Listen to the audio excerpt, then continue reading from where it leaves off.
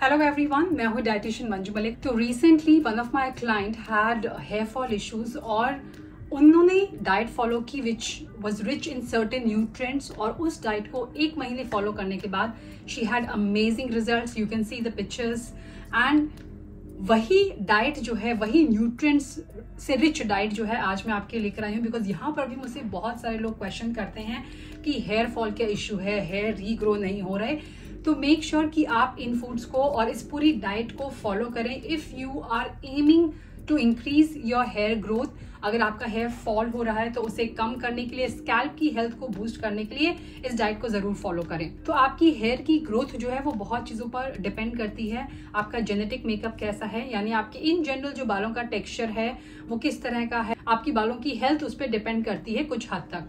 Number 2 पर आता है आपकी डाइट, आपका लाइफस्टाइल। इसके बाद आता है आपकी हार्मोनल हेल्थ, वो भी बहुत ज्यादा मैटर करती है। एंड आपकी नॉर्मल हाइजीन लेवल कि आपकी स्कैल्प की हेल्थ कैसी है, किस तरह से आप उसे मेंटेन करते हैं। लेकिन सबसे important and something that plays an important role in your hair growth, because आपको अंदर से अपने हेयर को न्यूट्रिएंट्स देने हैं, उन्हें नरिश करना है। और अगर आपके हेयर अंदर से नरिश्ड फील करेंगे, अंदर से वो स्ट्रॉन्ग फील करेंगे, उन्हें अच्छा न्यूट्रिशन मिलेगा, तो ऑटोमेटिकली आपकी हेयर ग्रोथ होगी, हेयर फॉल कम होगा, आपके बाल ज्यादा स्ट्रॉन्ग एंड ज्यादा स्ट्रेंथन रहेंगे। तो कुल मिलाकर 40 से भी ज्यादा असेंशियल न्यूट्रिएंट्स होते हैं अकॉर्डिंग टू WHO और 100 से भी ज्यादा इन टोटल न्यूट्रिएंट्स होते हैं if we combine essential and non essential nutrients. लेकिन जब हम बालों की बात करते हैं तो आपको सिर्फ 8 न्यूट्रिएंट्स पे ज्यादा फोकस करना होता है। तो सबसे पहले मैं आपसे 8 उन न्यूट्रिएंट्स के बारे में इंफॉर्मेशन शेयर करती हूँ। नंबर 1 पर आता है प्रोटीन, जिसके अंदर कैरोटीन भी आता है। तो प्रोटीन रिच डाइट लेनी बहुत जरूरी है।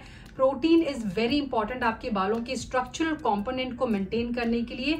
तो अपनी डाइट में अगर आप वेजिटेरियन हैं तो दालें ऐड कर सकते हैं, लोअर फैट पनीर है, ऑर्गेनिक टोफू ऐड कर सकते हैं। नंबर 2 पर आता है बायोटिन, जिसे विटामिन B7 भी कहा जाता है। ये जो न्यूट्रिएंट है ये आपके बालों को स्ट्रेंथन करने के लिए, ब्रेकेज को प्रिवेंट करने के लिए जरूरी है और ये पाया जाता है nuts, seeds and whole grains में। इसके बाद आता है आयरन रिच डाइट। अगर आपकी बॉडी के अंदर आयरन की कमी है तो आपकी जो ऑक्सीजन कैरी करने का काम है आयरन का, वो ठीक से नहीं होगा। ऑक्सीजन की सप्लाई अगर आपके बालों में कम हो जाएगी तो आपके हेयर फॉल होने के चांसेस, उनके वीक होने के चांसेस बहुत ज्यादा हैं।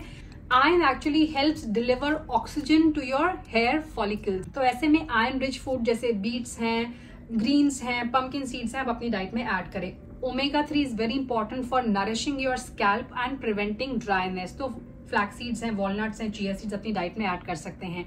विटामिन ए सीबम के प्रोडक्शन के लिए रिस्पॉन्सिबल है। That is the natural oils जो हमारे स्कैल्प में पाया जाता है। तो विटामिन ए के लिए कैरेट्स आप अपनी डाइट में ऐड कर सकते हैं, स्वीट पोटैटोज हैं। विटामिन सी बहुत जरूरी है। एस्कॉर्बिक एसिड जो होता है it is very powerful antioxidant, तो इससे ऑक्सीडेटिव स्ट्रेस कम होता है। Antioxidant also boost collagen for stronger hair. तो सिट्रस फ्रूट्स हैं, आंवला बहुत जरूरी है, गवावा है। विटामिन डी जो है वो हेयर थिनिंग को प्रिवेंट करता है और ये फॉलिकल्स की हेल्थ को भी सपोर्ट करता है। तो नेचुरल सनलाइट जो है it's the best source of vitamin D. Folic acid जिसे विटामिन B9 भी कहा जाता है, ये हेल्प करता है आपके बालों के सेल्स के प्रोडक्शन में, न्यू सेल्स के प्रोडक्शन में। तो अगर बाल झड़ गए हैं लेकिन चाहते हैं रीग्रो करें तो इस फॉलिक एसिड पे आपको जोर देने की जरूरत है और ये पाया जाता है लेंटिल्स में, डार्क लीफी वेजिटेबल्स में। इसके अलावा सिलिका एक मिनरल होता है जिसे सिलिकॉन ऑक्साइड भी कहा जाता है। बेसिकली ये सिलिकॉन एंड ऑक्सीजन का कॉम्बिनेशन होता है। ये कोलेजन को बूस्ट करने के लिए, बालों को स्ट्रेंथन करने के लिए, थिनिंग प्रिवेंट करने के लिए जरूरी है। ये ओट्स, बनाना एंड क्यूकम्बर में पाया जाता है। तो अब आप पेन या पेंसिल लेकर आ जाइए क्योंकि मैं आपसे हर फूड कैटेगरी के अंदर कुछ फूड्स आपसे शेयर करूंगी और उसके बेसिस पे मैंने प्रिपेयर किया था अपने इस क्लाइंट का डाइट, जिससे उन्हें बहुत हेल्प मिली बालों की ग्रोथ को इम्प्रूव करने के लिए, हेयर फॉल को स्टॉप करने के लिए, उसे प्रिवेंट करने के लिए। तो ग्रेन्स की अगर मैं बात करूं तो pseudo grains which are rich in protein, जैसे कि कीनवा है, एमरैंथ है, आप अपनी डाइट में ऐड कर सकते हैं। इसके अलावा oats which contain silica and zinc, ये भी आपके बालों को स्ट्रॉन्गर बनाएंगे। जौ, बार्ले स्पेशली समर्स में आप अपनी डाइट में ऐड कर सकते हैं। Rich in iron and copper, ये ग्रेन से भी प्रिवेंट करता है। और अगर आपकी डाइट में होल व्हीट है जो आपका स्टेपल है तो उसे भी आप अपनी डाइट के अंदर बनाकर रख सकते हैं, क्योंकि होल व्हीट जो होता है वो प्रोवाइड करता है biotin and folic acid for healthy hair. अब बात करते हैं कौन सी ऐसी वेजिटेबल्स हैं जो अपनी डाइट के अंदर ऐड कर सकते हैं। तो वेजिटेबल्स की बात करें तो ग्रीन्स ना, सर्दियों में लीफी ग्रीन्स ऐड कर सकते हैं, और अगर गर्मियों की बात करें तो जितनी भी गॉड वेजिटेबल्स आते हैं, बॉटल गार्ड है, रिच गार्ड है, यानी घिया, लौकी, तोरी, ये सब आपके लिए अच्छे रहेंगे अगर आपको हेयर ग्रोथ को प्रमोट करना है। Rich in iron, folic acid होता है इनके अंदर। कैरेट्स आर वेरी गुड, और थोड़ी सी ऑरेंज कैरेट्स आती हैं समर में, वो भी आप अपनी डाइट के अंदर ऐड कर सकते हैं। स्वीट पोटेटोज हैं। Next is moringa. Drum stick जो है उसके लीव से लेके उसकी जो स्टिक्स आती हैं उसका हर पार्ट आपके लिए इंपॉर्टेंट है। मोरिंगा के अंदर एंटीऑक्सीडेंट्स होते हैं, बहुत सारे मिनरल्स होते हैं जो हेयर को स्ट्रेंथन करते हैं। इसके अलावा कैप्सिकम यानी bell peppers are rich in vitamin C, जो अगेन कोलेजन के प्रोडक्शन में हेल्प करते हैं। आप बात करते हैं कौन से ऐसे फ्रूट्स हैं जो आपके लिए काफी अच्छे रहेंगे और यूजफुल रहेंगे। नंबर 1 पर आता है आंवला। मेक श्योर कि आप आंवला गर्मियों में, सर्दियों में अपनी डाइट के अंदर जरूर ऐड करें। हल्का सा इसे स्टीम करके आप अपनी डाइट के अंदर ऐड कर सकते हैं। ये विटामिन सी में तो रिच होता ही है, साथ ही बहुत सारे और भी प्लांट बेस्ड कंपाउंड्स होते हैं इसके अंदर जो हेयर के लिए इंपॉर्टेंट है आपके। नेक्स्ट इज गुआवा यानी अमरूद are rich in vitamin C, जो कोलेजन को बूस्ट करता है, हेयर को स्ट्रेंथन करता है। नेक्स्ट नंबर पर आता है बनाना।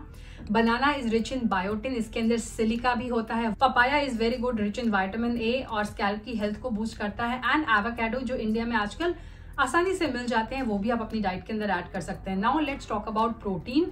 तो आप दालें ऐड कर सकते हैं, स्पेशली मूंग दाल है, और बाकी दालें भी ऐड कर सकते हैं। सारी जो ये लेंटिल्स होते हैं they are rich in iron, folic acid and protein. Chickpeas है, राजमा है जो जिंक एंड बायोटिन में रिच होते हैं। लो फैट पनीर जिसमें प्रोटीन एंड B12 आपको मिलेगा।